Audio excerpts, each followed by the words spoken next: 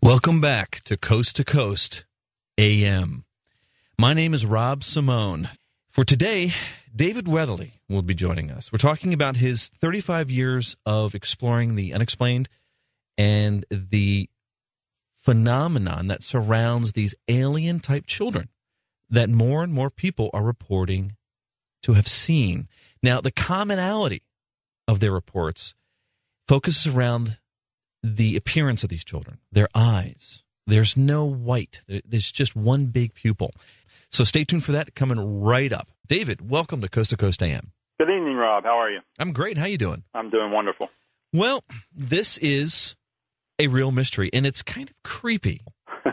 It's very creepy, and you know, part of the aspect of this phenomenon that's so strange is that there's a psychological component to it. Whenever you mix children in with the paranormal, it causes a great deal of unease with adults, and you know, it's a hard thing for us to reconcile. It's one of the reasons that horror movies have been so effective utilizing children in, you know, the role of something evil or demonic. So how did you get started in this sort of niche area of ufology? The first time I heard about the black-eyed children was in the late 90s, and it was when a few stories showed up in the early days of the Internet. At the time, it was kind of interesting, but it was right on that borderline where it could be urban legend, and I thought, well, this is curious, but all of these stories are kind of anonymous, and you know, I sort of filed it away for future reference. A few years later, I met a gentleman who basically broke down and told me his story, and it was just kind of mind-boggling at the time. He was sort of a John Wayne character, prison guard, martial artist, real no-nonsense character, didn't believe in anything connected to the paranormal and thought it was all a joke. But, you know, he knew what I did, and I've learned over the years that when you have those people around you that can't leave the topic alone, it's often because they're hiding something or they've got something that they want to open up about. And that was the case with this gentleman. His name was Paul, and he caught me one day having lunch and just opened up and told me his story. And it was about an encounter with a pair of these black-eyed kids. And they literally terrified him. What happened? He just couldn't reconcile it. Well, what happened? Well, what happened to Paul was that he came home from work, and he was home alone. His wife and child were out of town. So he was kind of enjoying the time alone. He thought he was going to anyway. He's in his kitchen making a sandwich, and he hears this long knocking, just continuous knocking. And as many of us would do, it gave him pause. You know, he started thinking, wow, is it someone knocking at the door? Is it some other sound? Why didn't they use the doorbell? All the logical things. Paul goes to the door. He opens his front door, and there's two kids standing on his steps. Their heads are sort of pointed down, looking at the ground. And they're in the 10-year-old range. And when Paul opens the door, they say, hey, we just thought we'd stop in for a bit. And, you know, of course, Paul is like, you know, I don't think so. I think you guys have the wrong house. But he's already a little bit uneasy, and he's not even sure why. So as the dialogue unfolds, these kids are basically insisting, well, you know, we'll just come in for a little bit anyway, just ask us in. Paul steps forward to get a better look at these kids because he's realizing they're not kids from his neighborhood. They're too old to be friends of his child. He wants to know what's going on here. When he moves forward, these kids look up and make eye contact with him. That's when he realizes their eyes are solid black. And we're not talking about just the pupil. The entire sclera is solid black. That's kind of enough to put Paul over the edge. He's gone from unease to, you know, being really, really nervous. He slams the door on these kids and sort of leans against his door for a moment, walks across the room. He's pacing in the middle of his room, realizing that he's not just uneasy. He's actually really, really frightened. And he can't reconcile why. As he's trying to sort of shake that off, he looks up at his front door. It's one of those doors that is has a panes of glass around it in the frame. And peering through one of those panes of glass is the face of one of these black-eyed kids tapping at the window. And that image and that incident, it kind of pushed him over the edge. Paul ran into his bedroom. He retrieved his firearm. He came running back out. He told me that the only thing he could think of in those few seconds was that he wanted to terrify those kids the way they had frightened him. He yanked the door open, and there was nothing there. He searched his yard, the street, the driveway, everywhere. There was no sign of these kids anywhere. They had just vanished. Does that represent a typical encounter? It really does. In Paul's case, he saw a pair of children. The incidents usually range anywhere from 1 to 3 kids on average. But it has all of the common elements that we see in most of the cases. The solid black eyes, of course. There's a monotone speech that comes from these kids. It's almost, some people say it's almost droning. A lot of people feel that the children are attempting some type of mind control or hypnosis because they repeat the same phrases over and over and over again. And it's always a desire for something. It's always, invite me inside. Just ask me to come in. We're just kids. It won't take long. Very odd phrases. Their skin is usually described as being pale or pasty. Some people believe it looks artificial. And, of course, one of the startling elements, aside from the eyes, is the fact that these kids usually just vanish. Often the person will look away just for a few seconds, and when they turn back, these kids are gone.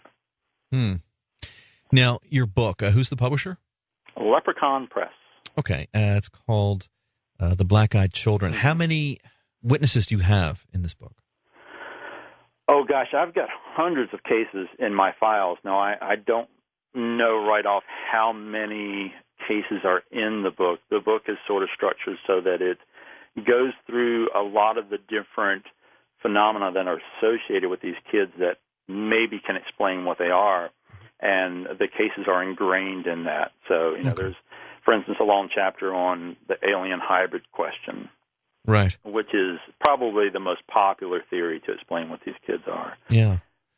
Well, in all of the cases that you've researched, did you come across any that went a sort of above and beyond this very, sort of general discussion? Did any of them actually say something or do something that might give us an idea of who or what they are? There are unusual elements in some cases, but it usually doesn't come from the kids in terms of their language. Mostly what we hear is sort of an awkward use of language and odd phrases, and as I said, that are often repeated over and over and over again. I'll give you an example. What I consider one of the creepiest cases came out of Dallas, Texas, and it was a gentleman he came home from the store. He walked up to his front door, had a couple of bags in his hand. He puts his hand on the door and opens the door and has it swinging open. He suddenly realizes that there's a kid standing on the ground by the steps. Now, he swears this kid wasn't there just, seconds ago, but it's almost as if this child just appeared. He turns and he looks at this boy who is staring directly at him, and he sees the solid black eyes, the pale skin. This child looks at him and says, "Is it food time?"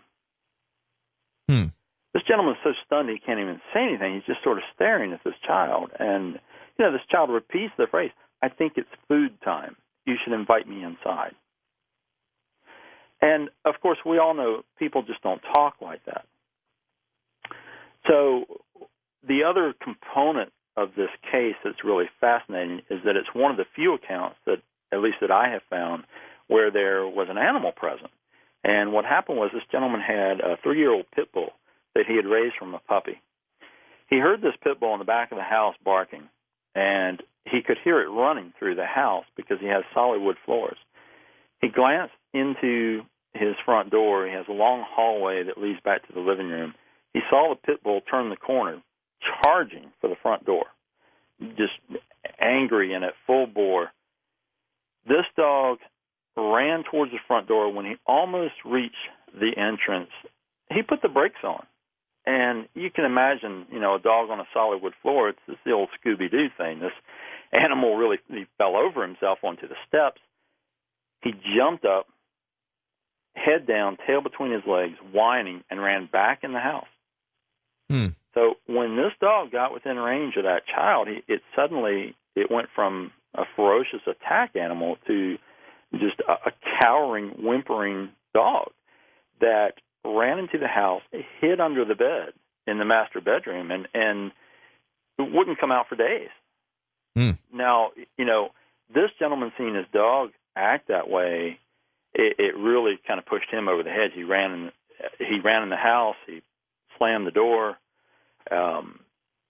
When he was telling me the story, he said, I've seen this dog take down rattlesnakes, snap them up and bite them in half. Mm-hmm. And he's never seen this animal afraid of anything. Yeah, very but now, odd behavior. All of a sudden, it's terrified of a child. Yeah. Well, okay, obvious question. Any of these sightings of these children involve additional sightings of UFOs, things like that? A very small number. Mm-hmm. A very small number. It's interesting because when I look at a typical case, I always look at all of the correlations, because one of my fascinations with the paranormal is, like these hot spots around the country that are concentrations of a high degree of activity, whether it's UFOs, cryptids, hauntings all across the board. And when I look at these cases, I always look for any kind of correlation in the area and within the individual's experience. And it just doesn't happen very often, which that in itself I think is kind of odd. Yeah, it's telling in its own way. Mm-hmm. Well, okay, so let's get a picture of this. Where do most of these cases happen? Any particular place in the U.S.? Are they worldwide? Are there clusters? They're worldwide at this point. And I think part of the reason for that is that over time, as more people have heard about this phenomenon, they come out and say, oh my gosh, that's what I saw. I can't tell you how many people have contacted me and said, I had no idea. I thought I was the only one who had ever seen something like this. Okay. So they're telling their story, and their story, can be anywhere from a couple of weeks ago to years ago. But when I started studying the cases myself, the initial cluster that I saw was in the Midwest of this country. Over time, that has really spread out. I have a lot now from Texas, the West Coast, but then international cases have started to come in. So I've got a lot from the UK, and I've got cases from Canada, South Africa, Australia. It seems to be everywhere now. Okay. Do any of these cases involve multiple witnesses instead of just the one person at the door? Do you have some good cases where there were multiple people, or perhaps it was in a public place? Again, a very small number. The bulk of the accounts come from individuals who encountered these beings, whatever they are. Right. Now, there are a few cases here and there. There was one that was really interesting that where there was a pair of sisters, in a house, and they had an encounter with one of these children coming to the door. There's been a couple of other cases. There was a case of a couple in a hotel room. One of these children actually came to their hotel room, and the wife answered the door, and the husband came up behind her and witnessed this child also. But by and large, they're usually happening to individuals. And they are always asking for something to be brought inside. Do any of these cases involve the children actually eating or drinking? No. No, it's really that's an interesting question, because one of the things I always ask, I'm looking for things that show a normal child's behavior. So, for instance, I've never had anyone notice any kind of blemish on the skin of these children. No freckles, no pimples, no moles, nothing. Now, that's pretty odd, because even if we say, well, a large part of these accounts are people who are just too nervous to notice things like that, okay. But at the same time, we're talking about kids that are typically falling into that preteen range where, they're having trouble with acne and, things like that, and no one ever notices anything like that.